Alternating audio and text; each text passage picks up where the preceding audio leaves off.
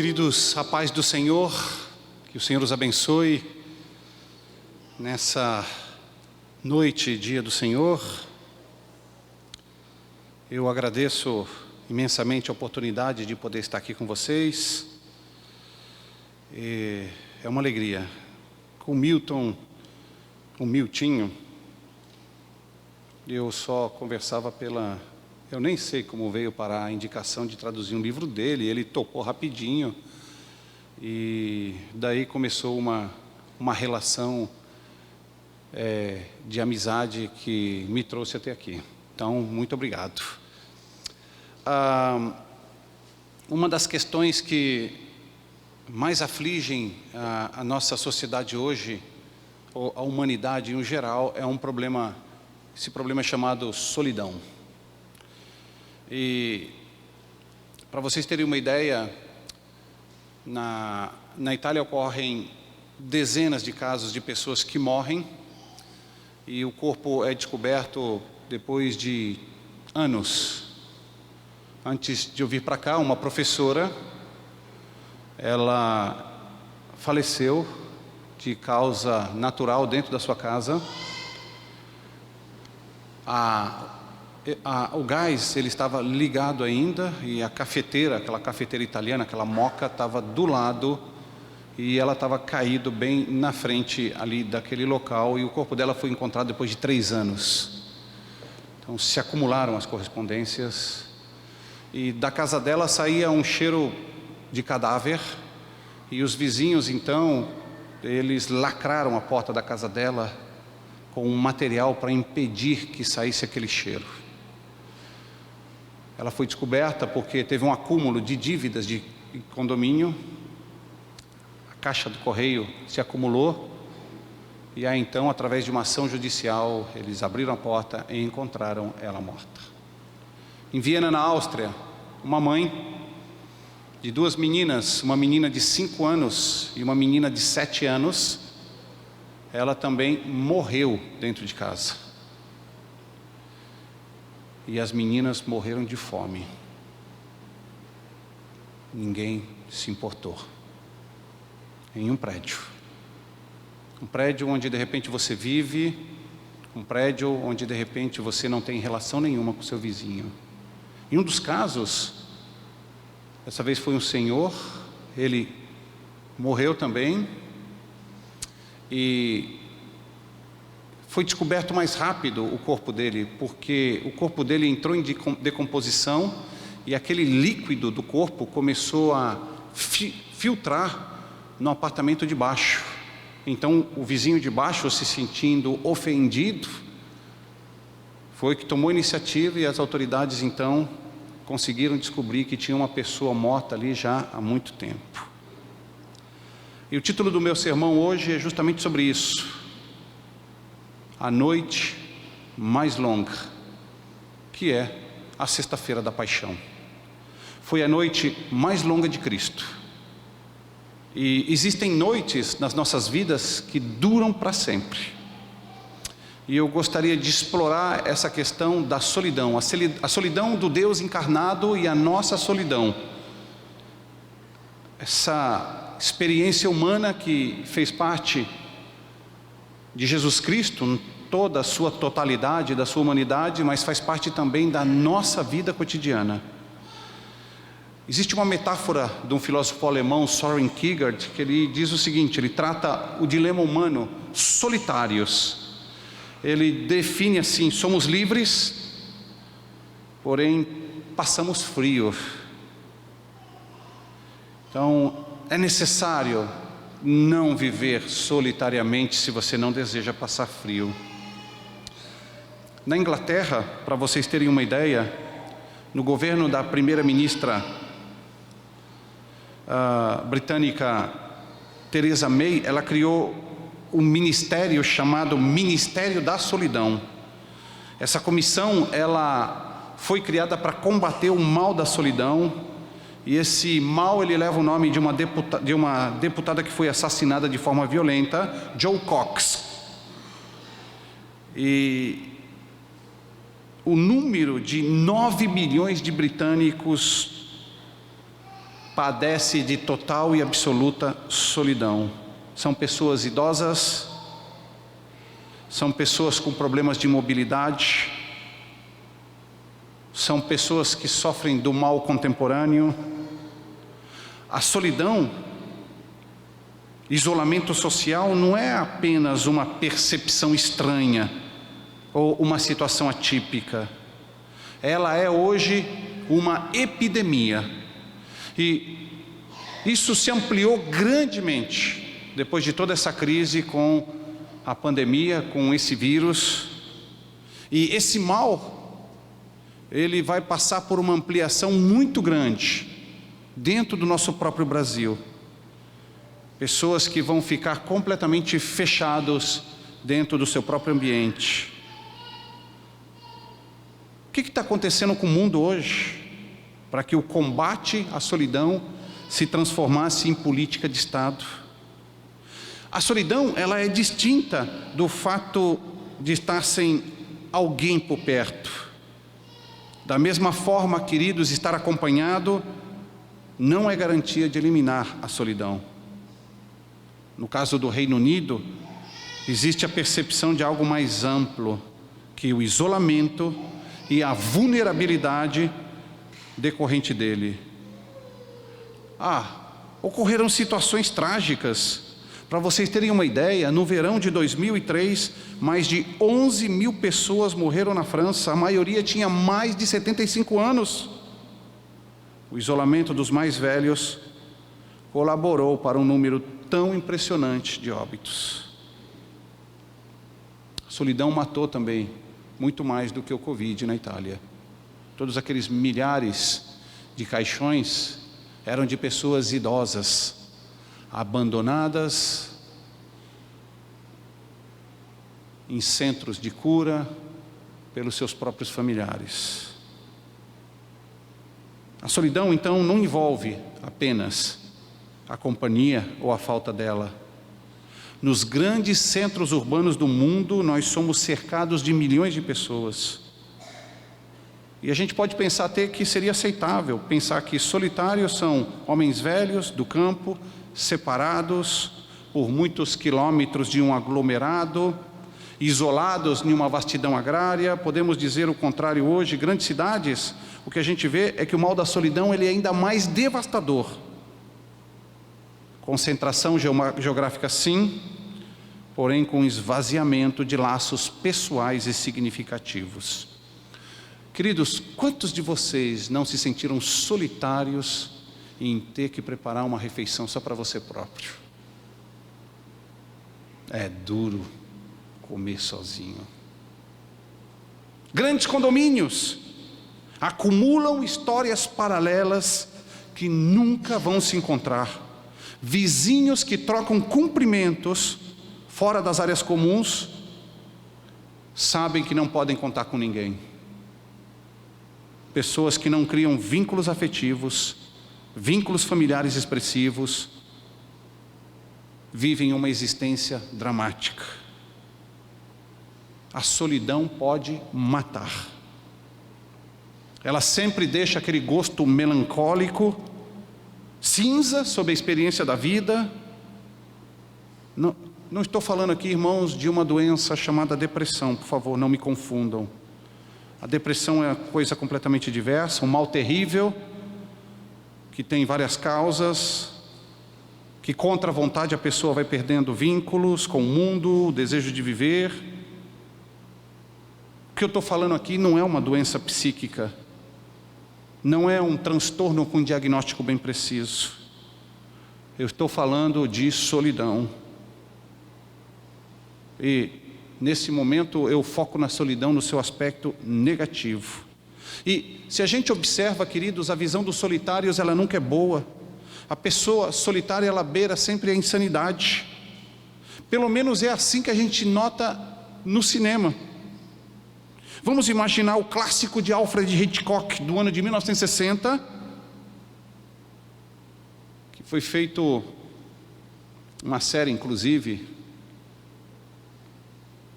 o filme Psicose, na qual a gente vê Norman Bates, a personagem isolada em um lugar decadente, sofrendo pela falta da companhia da mãe. E de repente tem aquela troca de perfil de uma pessoa normal para de um assassino. Nós podemos ver também Tom Hanks no Náufrago, na qual ele faz o papel de Chuck Noland. Quem não se lembra da Bola Wilson? Na solidão, eu projeto a minha imaginação em uma relação completamente estranha. Nós vemos em várias outras situações dentro do cinema, e a visão das telas é sempre aquela que um louco é um ser isolado, que a solidão ela é o vestíbulo da perda da razão.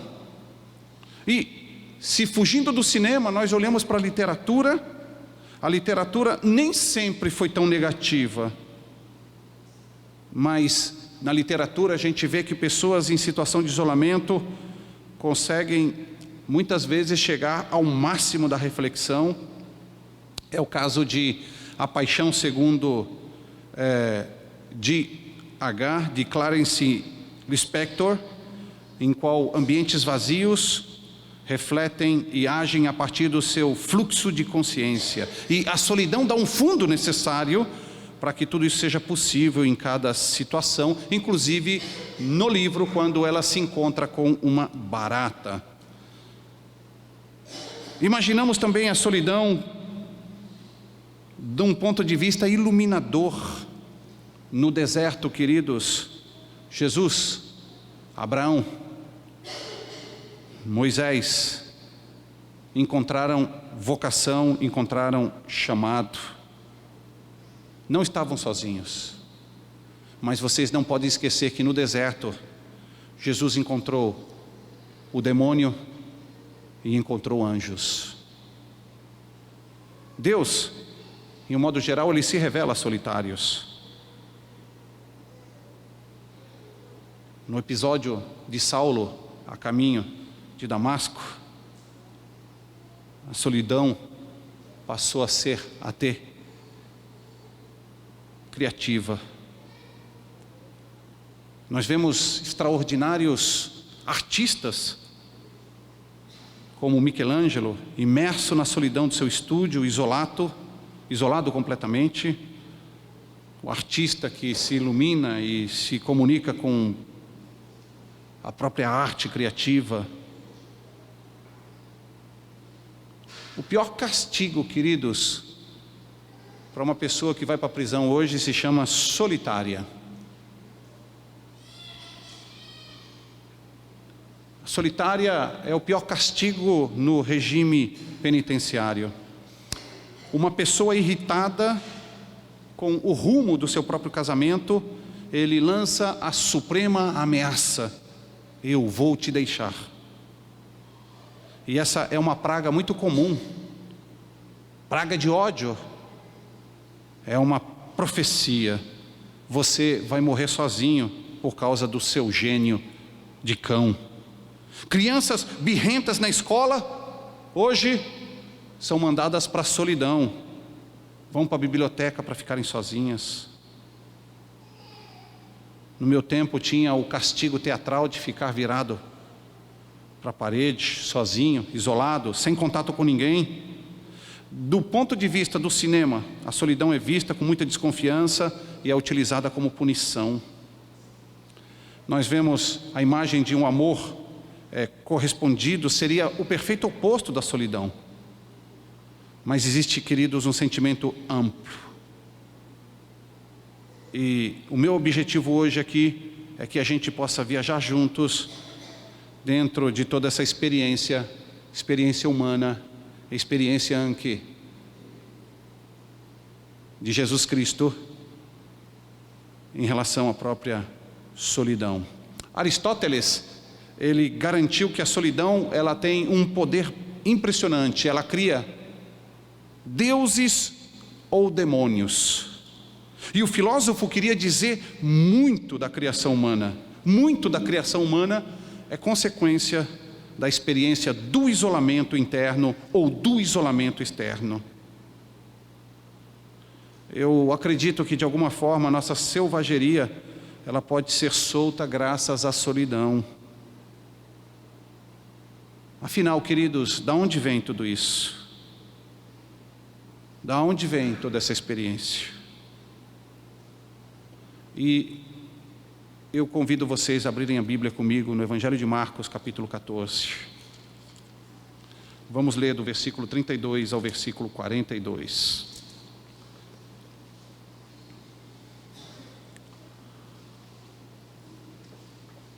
Então foram para um lugar chamado Getsêmani. E ali chegados, disse Jesus aos seus discípulos: assentai-vos aqui enquanto eu vou orar. E levando consigo a Pedro, Tiago e João, começou a sentir-se tomado de pavor e de angústia. E ele lhes disse: a minha alma está profundamente triste até a morte. Ficai aqui e vigiai. A solidão traz consigo também o peso da tristeza. E adiantando-se um pouco, ele prostrou-se em terra e orava para que, se possível, lhe fosse poupada aquela hora. E dizia: Abba, Pai, tudo é possível. Passa de mim este cálice, contudo, não seja o que eu quero, e sim o que tu queres. Voltando, achou-os dormindo e disse a Simão Pedro: tu dormes, não pudestes vigiar nem uma hora comigo? Vigiai e orai para que não entreis em tentação. O espírito, na verdade, está pronto, mas a carne é fraca. Retirando-se de novo, orou, repetindo as mesmas palavras. Voltando, achou-os outra vez dormindo, porque os seus olhos estavam pesados e não sabiam o que responder. E veio pela terceira vez e lhes disse: ainda dormis e repousais? Basta, chegou a hora, o Filho do Homem está sendo entregue nas mãos dos pecadores. Levantai-vos, vamos, eis que o traidor se aproxima. No momento mais crítico da própria experiência de Cristo, o Deus encarnado, eu acredito que essa foi a noite mais longa. Qual é a noite mais longa da sua vida? Queridos, existem noites que duram uma eternidade. São aquelas noites nas quais a gente tem uma grande expectativa para o dia seguinte. Quantas horas tem a noite que antecede o dia que você tem que saber o resultado de um exame médico muito importante?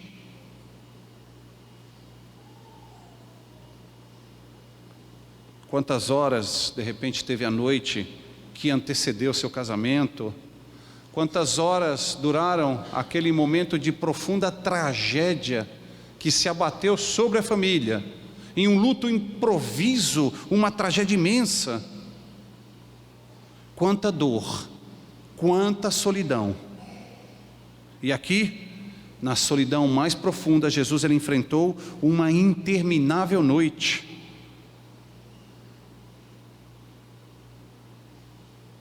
E o texto nos relata que essa noite foi a noite que antecedeu a prisão de Jesus. E nós vemos aqui em evidência a sua profunda aflição. O versículo 33 usa a expressão: ele sentiu grande tristeza e aflição. E no versículo 34, a tristeza que estou sentindo é tão grande que é capaz de me matar. E olhando ali em Lucas, o médico, no capítulo 22, versículo 44, tem aquela expressão: e aconteceu que o seu suor se tornou como gotas de sangue caindo sobre a terra. Situação vista somente na literatura médica de guerra, como narradas na Guerra do Vietnã, que essa experiência chegou também presente na vida de muitos soldados americanos, que a um ponto extremo da batalha não saía mais suor, soavam gotas de sangue. Queridos, essa sensação de solidão, essa sensação de angústia, ela praticamente faz parte da nossa existência. E saibam vocês que existirão noites nas nossas vidas que são inevitáveis, e elas vão acontecer. De repente temos irmãos aqui que acabaram de passar por isso, ou de repente estão passando por ela, ou você vai passar por uma amanhã. E Jesus, ele foi muito realista nesse respeito. Em João 16:33 ele afirmou: no mundo passais por aflições, mas tenham bom ânimo. Queridos, essas noites elas são completamente imprevisíveis. Elas nos apanham de surpresa e vêm nas horas mais inesperadas. E às vezes elas te conduzem para uma imersão profunda, numa solidão extrema. Eu me pergunto se algum de nós ficou doente na hora certa, se o seu filho ficou doente na hora que você gostaria, se você foi avisado antes da morte de um parente. Não, tudo é imprevisível na nossa vida. Os vales chegam de repente, eles são sempre imprevisíveis. Um dia bonito pode se tornar um dia horrível. Bem pela manhã, céu sereno, dia calmo. O que a gente vê na Bíblia é: vigiai e orai, porque pode vir o temporal. Um telefonema, um WhatsApp, um diagnóstico médico, um acidente, uma desgraça muitas vezes vem atrás da outra, e de repente, queridos, as nossas barracas estão destruídas, e nós estamos feitos pedaços, como no livro de Jó, ou como no livro do profeta Jeremias. E quando a gente passa por uma dessas noites, a primeira reação é sempre: por que eu? E por que você acha que você deveria ficar isento, se nem mesmo Cristo ficou isento? Não coloque a carga disso na sua consciência. Jesus não a colocou. Aquela fantasia de que de repente a gente não perde emprego, não passa por angústia, não fica doente. Nós vemos nas Escrituras o profeta Eliseu, que foi atacado por uma doença sem cura. Eliseu, que estava doente da sua doença, de que morreu, falta de fé. Paulo se refere a Timóteo, suscetível a frequentes enfermidades. O patriarca Jacó, a Bíblia diz que ele morreu de uma enfermidade, mas com a mente e o coração cheios de bênçãos. E nós cristãos passamos por noites escuras, como qualquer outra pessoa. Nós ficamos decepcionados, nós ficamos isolados, nós ficamos solitários, nós ficamos doentes, nós sofremos tragédias, nós perdemos pessoas queridas, nós passamos por dificuldades financeiras, nós temos problemas familiares, e nós passamos por noites escuras, como todas as pessoas. Mas existe uma diferença, uma grande diferença. Essa é uma boa notícia que eu trago para vocês. Queridos, nós cantamos, nós nos alegramos, quando a gente olha lá para o Salmo 23 e recita: o Senhor é o meu pastor, nada me faltará. É nessas horas que o pastor supremo deve fazer diferença, na sua solidão, no seu isolamento, na sua tragédia. Deus está conosco. Em Josué 1,5 está escrito: como eu fui com Moisés, assim eu serei contigo, não te deixarei, nem te desampararei. Jesus disse que Ele está conosco todos os dias, até o fim dos tempos. Ainda que eu ande pelo vale da sombra da morte, não temerei mal algum, pois estás comigo. Tua vara e teu cajado me protegem. o Senhor assiste no leito de enfermidade, na doença. Salmo 41:3. Ele tem pena dos fracos e dos necessitados, Ele salva a vida de todos aqueles que precisam de auxílio. Salmo 72:13. E em Hebreus 4:15, o nosso grande sacerdote não é para aqueles que não são capazes de compreender as nossas fraquezas. Mas, da onde é que vem todas essas noites escuras? Da onde é que nasce toda essa sensação de solidão? Da onde é que nasce todas essas experiências difíceis? E a primeira fonte é do diabo. Ele tem prazer em ver pessoas sofrendo, ele arma ciladas. Estejam alertas, vigiem, porque o inimigo de vocês anda como um leão que ruge, procurando alguém que possa devorar. Mas também do próprio ser humano, de nós mesmos. Eu não tenho mais essa sensação forte de solidão no trabalho que eu faço ali na Itália, mas ela me perseguiu talvez por 10 anos, no começo muito forte, mas muito forte mesmo. Vocês não têm ideia, muito forte. E ela me conduziu ao deserto, e eu tive que enfrentar os meus demônios até eu ter a graça do próprio Espírito do Senhor, de poder me libertar de cada um deles. Isso não quer dizer que eles não voltam continuamente.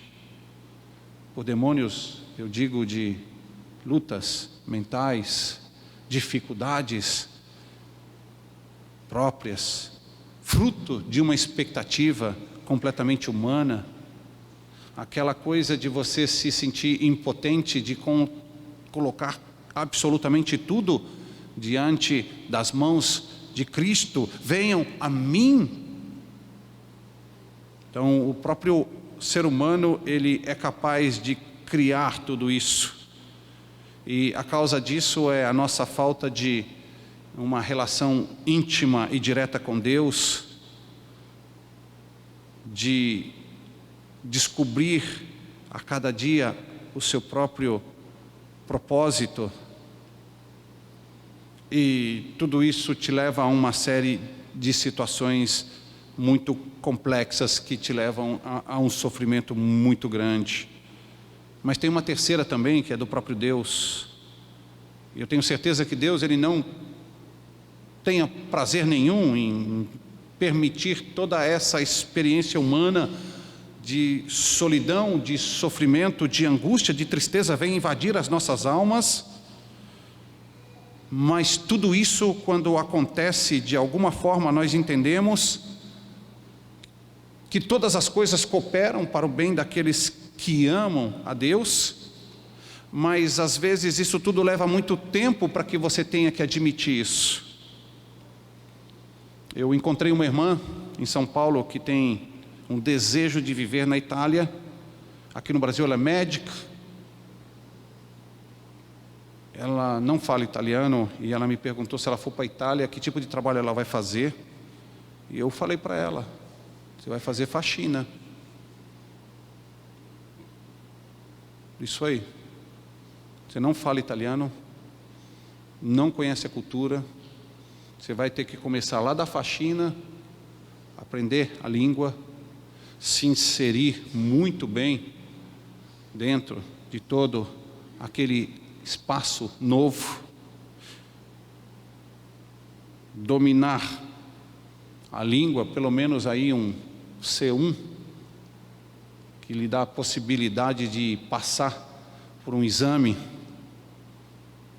E eu disse para ela: se você tiver todas as condições necessárias, de repente em 5, 7 anos, você consegue ser médica aqui. Parece ruim para vocês, irmãos, mas eu agradeço a Deus por ter passado por tudo isso. Quando você vai para a Europa, no caso da Itália, é como colocar você dentro de um saco de estopa e bater em você durante muito tempo. Eles destroem completamente todo o seu ego, toda aquela pretensão sua, toda aquela ideia que você tem de você mesmo, que você é alguma coisa. Depois, quando tudo está acabado, você começa a ressurgir de tudo aquilo e você passa a ter um aprendizado extraordinário. E só depois, hoje, eu posso dizer para vocês que todas as coisas cooperam para o bem daqueles que amam a Deus e que eu me sinto privilegiado de poder ter tido a experiência de passar e superar tudo isso. Nós estamos para receber um novo missionário ali. Estamos orando para que ele chegue. Eu sei que a esposa dele tem uma excelente formação acadêmica, ele também. E a gente se preocupa um pouco. Como é que vai ser o impacto da chegada em um lugar desse? Deus, ele tem um motivo. Deus, ele tem um propósito. Vemos que Jesus, ele orou: Pai, se possível, afasta de mim esse cálice, mas que seja feita a sua vontade. Deus, o Pai, ele tinha um objetivo ao permitir que o Filho passasse pela cruz. Deus, ele tinha um propósito. E o que a gente pode encontrar nesses momentos mais difíceis da nossa existência? No texto de Marcos, nós vemos aqui que Jesus, ele se refugiou na oração. A oração é capaz de trazer força necessária para os momentos de desespero, de solidão, de sofrimento. Nós temos que nos lembrar disso todos os dias. A importância também de companhia nas noites escuras. Quando Jesus, ele foi ao Getsemane, ele tinha duas coisas que ele necessitava. Ele necessitava da companhia dos homens e ele necessitava da companhia de Deus. Queridos, na solidão, na angústia, na tristeza, a gente precisa ter alguém da nossa parte. Nós necessitamos sempre ter alguém da nossa parte. As pessoas precisam da gente nas noites mais escuras, nas experiências mais difíceis. E eu tenho plena certeza que se você entende tudo isso, Deus, ele pode te usar para que você possa ir ao encontro de pessoas que estão passando por noites escuras. E se você que está aqui hoje passa por noites escuras, você precisa de companhia. Você precisa de companhia. E eu tenho plena certeza que Cristo, ele é capaz de dar toda a companhia de que nós necessitamos. O Filho de Deus, ele entende completamente todo o drama humano. O Filho de Deus, ele não só se compadece, mas ele é também o nosso refúgio. Na hora da angústia, na hora em que nós temos que enfrentar as noites mais longas